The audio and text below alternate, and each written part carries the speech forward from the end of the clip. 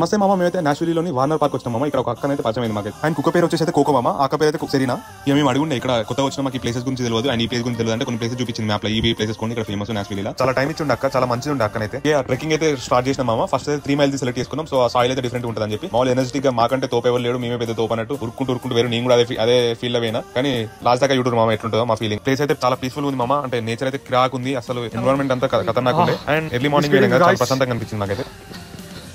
అడవి ప్లేస్ అయితే ఖతర్నాక్ ఉంది, ప్లేస్ బాగానే ఉంది. ఓ సాహో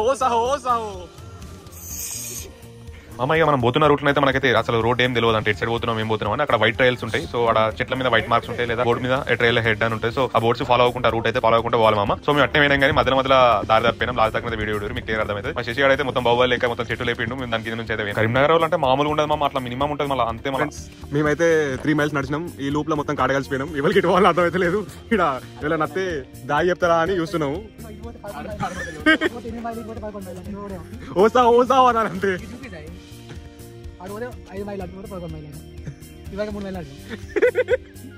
ఎవరైనా రారీ సాయం చేయరు మాకు జరా please.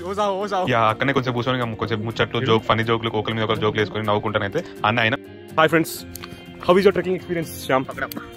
What about you Siddhu? What about you Sashi? See watch here. Very good. వచ్చేసాడు స్పైడర్ మ్యాన్ వచ్చేసాడు మామ. నాకు ఏం చేసిన ఇంట్రెస్టింగ్ అండ్ ఎక్సైటింగ్ చేయాలనిపిస్తారు. హాయ్ ఫ్రెండ్స్, ట్రెక్కింగ్ ఒక 3 miles చేసాం, అయిపోయింది మా పని అయిపోయింది.